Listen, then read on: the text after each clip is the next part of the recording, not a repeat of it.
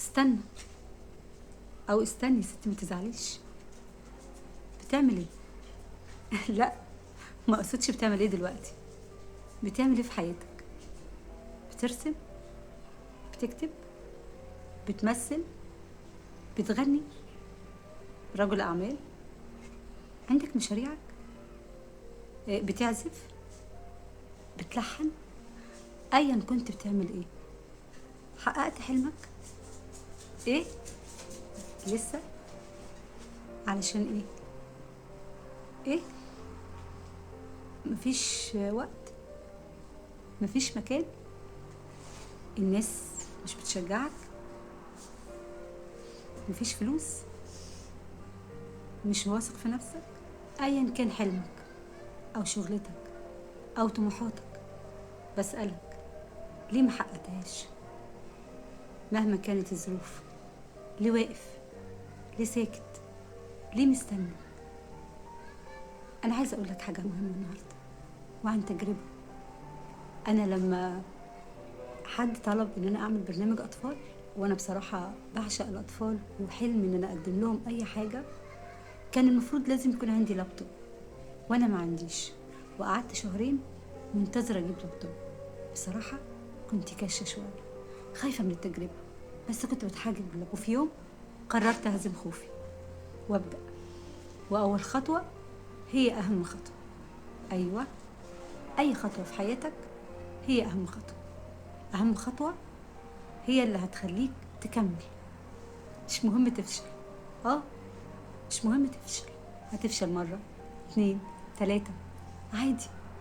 اللي اخترع اللمبة، المصباح، ما نجحش من أول تجربة. اللي اخترع الطيارة اتكسر كتير، بس كمل ونجح. أنا قررت أنجح حتى لو لسه ما نجحتش، بس قررت أبدأ وبدأت. أنت كمان ابدأ. ابدأ بالخطوة الأولى. ابدأ بأقل الإمكانيات. لو انتظرت يبقى معاك فلوس كتير مش هتبدأ. لو انتظرت الناس تشجعك وتقف جنبك عشان تدفعك لقدام مش هتعمل حاجة، لأن عمرك ما هتقدر ترضي الناس. ناس هتقولك انت رائع، وناس هتقولك انت مش عارف تعمل حاجة، وهتكون متردد. ثق بنفسك. لو واثق من نفسك هتكمل حتى لو انت ما كانش عندك الموهبة. ثقتك هتدفعك انك تبتكر وتفني وتخترع وتعمل حاجات يمكن ما كانتش جواك. ابدأ في مكان بسيط. أنا بعمل في الصالة، كان نفسي أعمل في حاجة كروما، وحاولت أجيب كروما وأعمل منظر طبيعي، ما عرفتش. هستنى؟ لا، هكمل. انت كمان كمل، وانتي كمان. ايوه كملي. لو بترنمي وصوتك حلو، وصوتك حلو وما عندكش فلوس تقدم في استوديو عشان الحاجات الغالية، رنم في بيتك. وصل صوت الصلاة لكل الناس.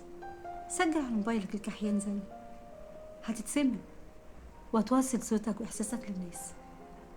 لو بترسم حلو ومش عارف توصل رسوماتك للناس، اعمل حاجات على موبايلك ونزلها على قناة بسيطة، هتتشاف وهتتعرف. طب اقول لكم، انا لما بدأت اكتب كنت بدندن ولحن زي ما قلت لكم قبل كده، وبدأت ونجحت. نجحت اني اوصل للناس ان انا بكتب من الخطوة الاولى. حياتك بتبدأ بالخطوة الاولى. ابدأ بأقل الامكانيات، بثقتك بنفسك، بإيمانك بربنا وبحلمك. انجح بنفسك وانجح لنفسك. انجح بأول خطوة. انجح بثقتك وإيمانك بربنا وبحلمك. انجح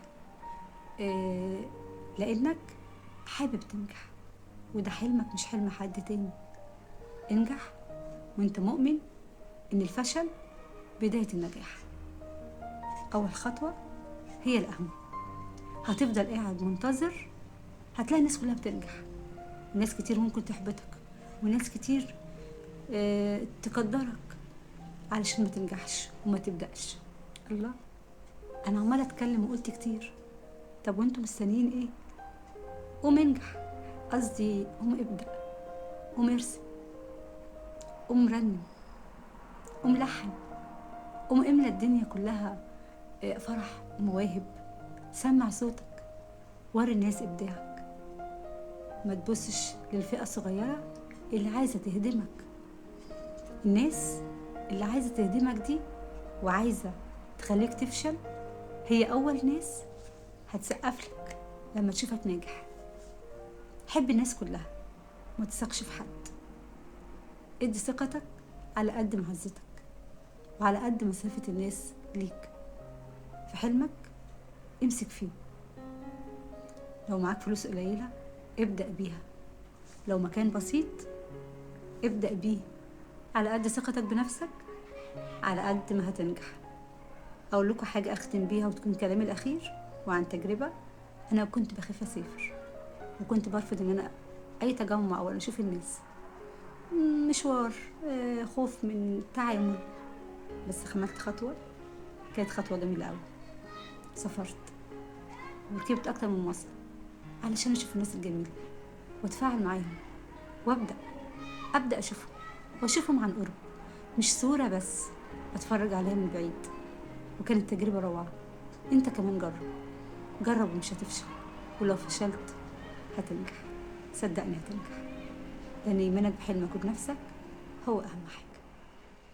باي باي.